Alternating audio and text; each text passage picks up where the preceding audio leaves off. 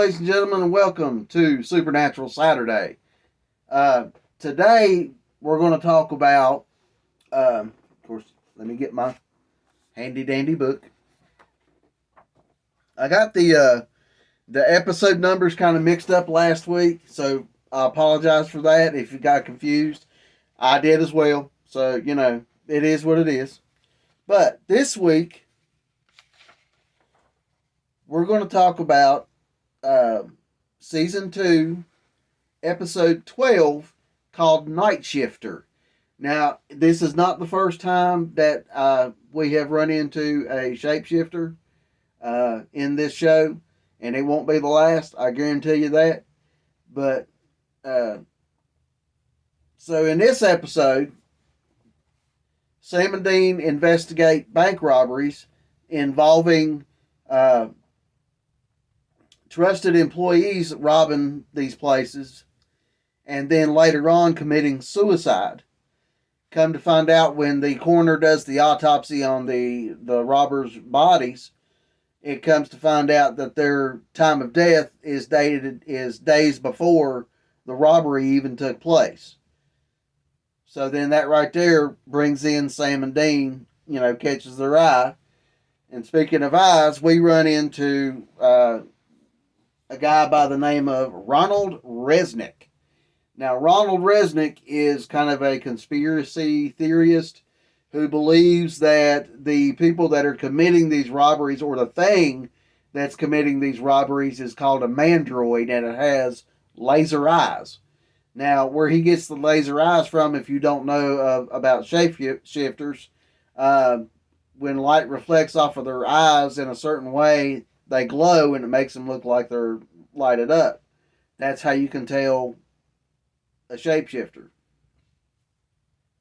So he thinks they have laser eyes. He thinks they're robots and all this stuff, and nobody believes him, and this, that, and the other. And then when Sam and Dean go to the nearest bank to review footage to see if they could suss out the shifter, Ronald Resnick shows up, locks the doors, and takes everybody hostage, claiming to save everyone from this mandroid that's infested this bank.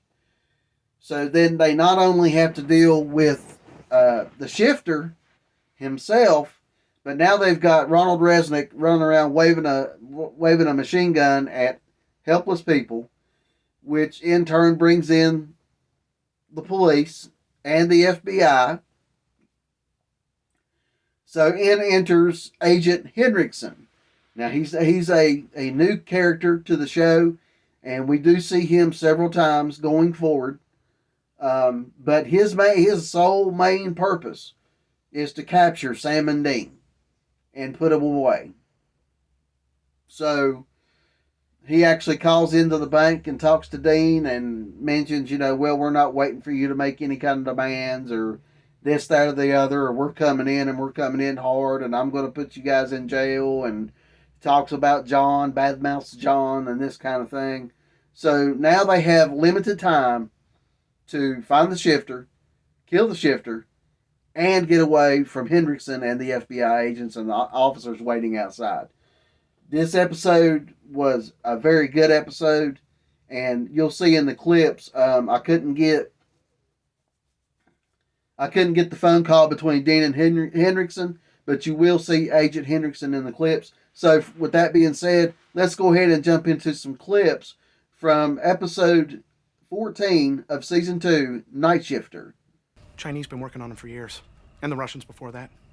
Part man, part machine. Like the Terminator, but the kind that can change itself, make itself look like other people. Like the one from T2. Exactly. See, so not just a robot, more of a mandroid. A mandroid? The law won't hunt this thing down. I'll do it myself. These robberies, they're grouped together, so I figure the mandroid is holed up somewhere in the middle. Underground, maybe. On the floor, in the middle, on the floor, come on! Hurry up, come on! You said we shouldn't bring guns. I didn't know this was gonna happen, Dean. Just let me do the talking. I don't think he likes you very much, Agent Johnson. Why don't you calm down? Just calm down. What? You? Get on the floor, now! Okay, we're doing that. Just don't shoot anybody, especially us. I knew it. As soon as you two left, you ain't FBI. Who are you? Who are you working for, huh? The Men in Black? You working for the Mandroid? We're not working for the Mandroid. You shut up! I ain't talking to you. I don't like you. Fair enough. It's the bank manager. What? Why do you think we got these get-ups? Huh? We've been monitoring the cameras in the back. We saw the bank manager. We saw his eyes. His laser eyes? Yes. No. Look, we're running out of time, okay? We gotta find him before he changes into someone Like else. I'm gonna listen to you. You're a damn liar. There really is something inside this bank. Sir, my team said it's secure. They're gone. You tell your team to tear it apart. The ducts, the ceilings, the furnace, everything. I don't think that's necessary. Why not?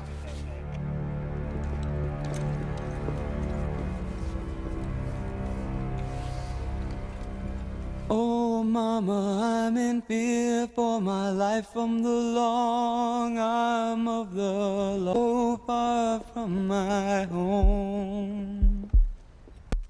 Hangman is coming down from the gallows, and I don't have very long.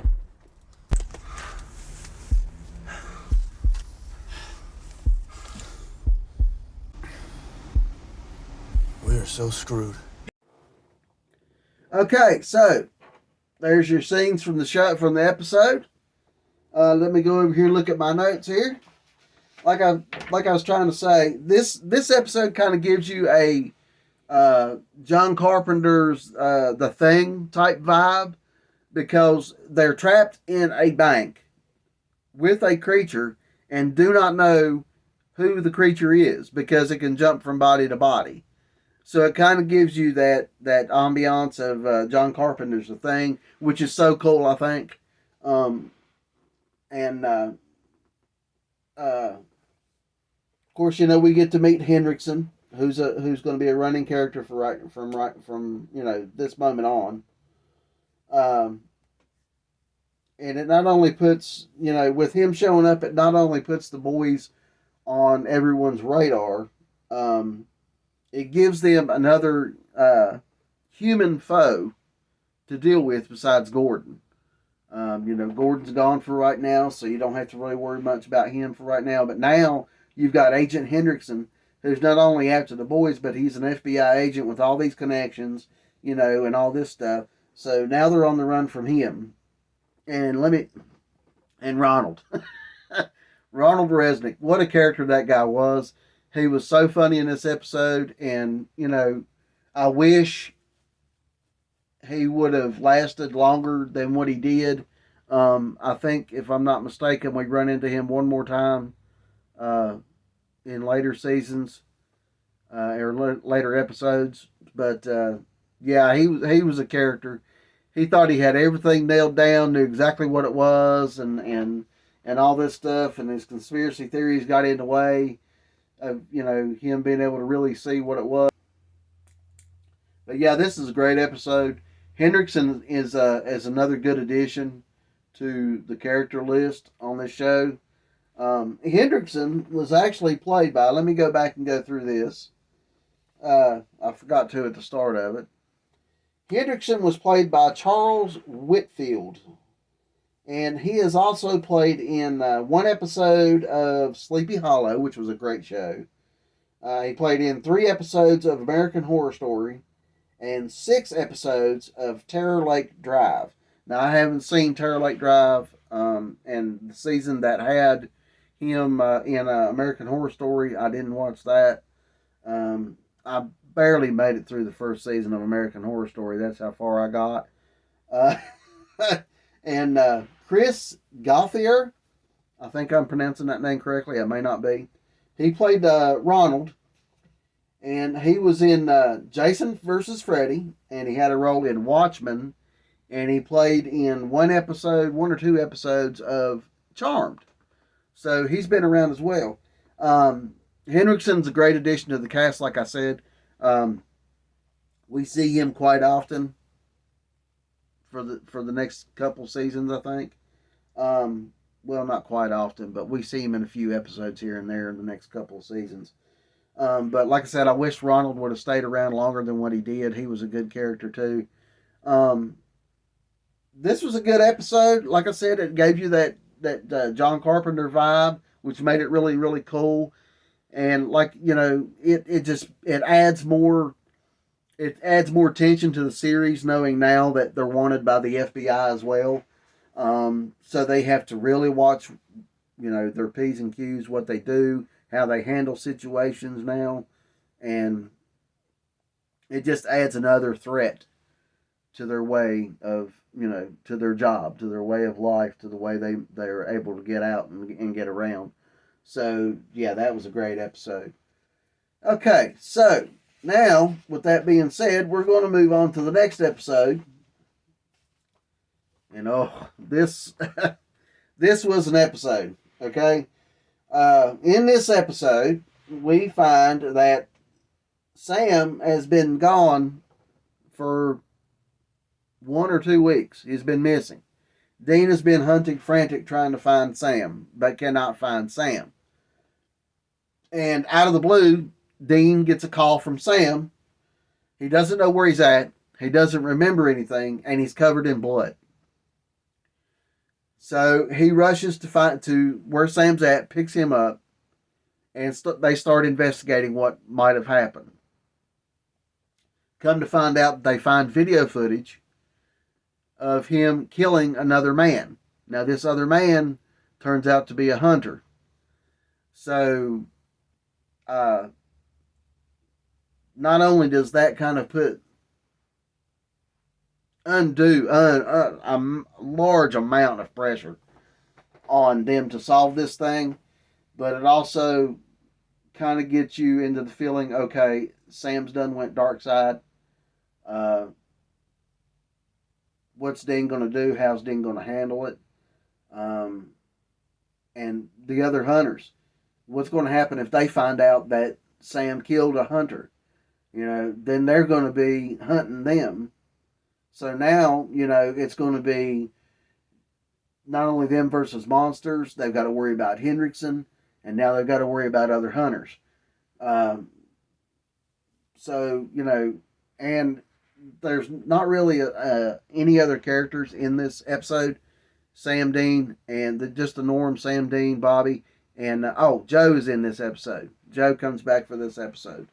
I wish we could have got to see Ellen, but we didn't. We just saw Joe. So, so with that being said, let's get into clips from this episode. This is episode 14. Oh, wait a minute. Yeah. The last episode was episode 12. This is episode 14. Born Under a Bad Sign.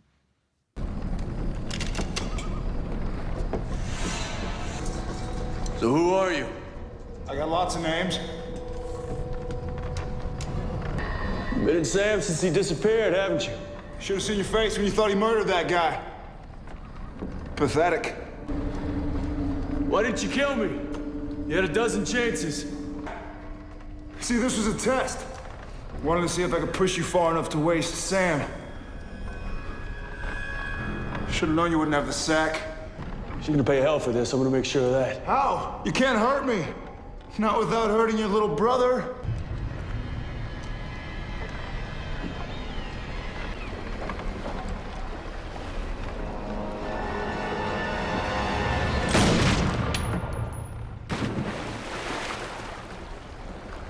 You slip into unconsciousness. What the hell's going on? What are you doing? So what exactly did your mom tell you about how your dad died? Our dads were in California, Devil's Gate Reservoir. They were setting a trap for some kind of hellspawn. John was hiding, waiting, and my dad was bait. And the thing showed up. John got too eager, jumped out too soon, got my dad exposed out in the open. The thing turned around and killed him. You really don't know the truth, do you?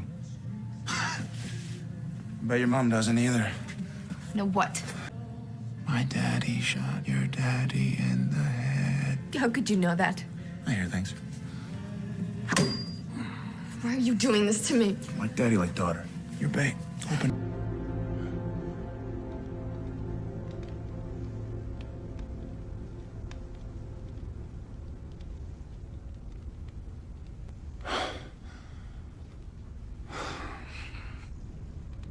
Dean. Back from the dead. Getting to be a regular thing for you, isn't it? Like a cockroach. How about I smack that smartass right out of your mouth? Oh, careful now. Wouldn't want to bruise this fine packaging. Oh, I'll make him bite off his tongue. no, you won't be in him long enough. Bobby? Exorcisamus te omnis immundus spiritus omnis satan Dei. Oops. Doesn't seem to be working. Spiritus immundus, unglorum suarum emitite palatim iram, domine persona. It's a binding link! It's like a lock! He's locked himself inside Sam's body! What the hell do we do? I don't know!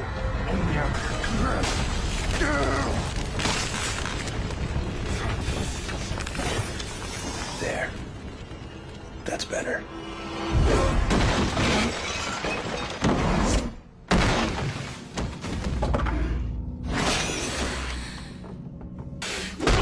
Well, there's a reason for that.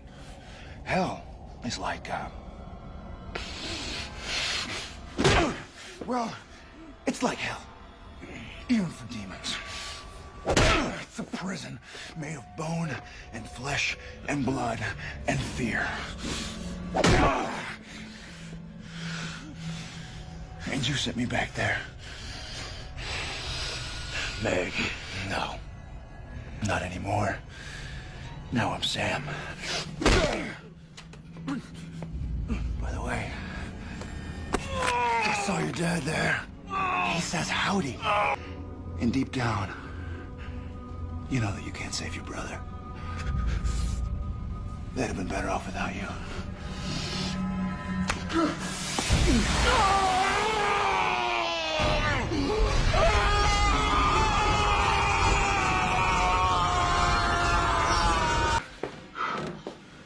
Sammy? Did I miss anything?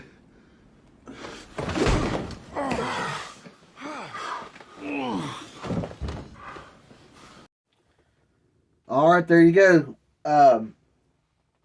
This episode, it kind of gives us a peek into what it would be like if Sam did go dark side. It also shows a running theme of how the boys always try to protect each other. If one of them's in trouble, the other one does whatever it takes to save them. No matter if it's ethical or, if it's, you're going to have to kill me and all that stuff. And they never take that route with each other. It's always, no, we're not doing that. We're going to find another way. And most of the time they do. Most of the time they do find another way. Excuse me, had to wet my whistle there.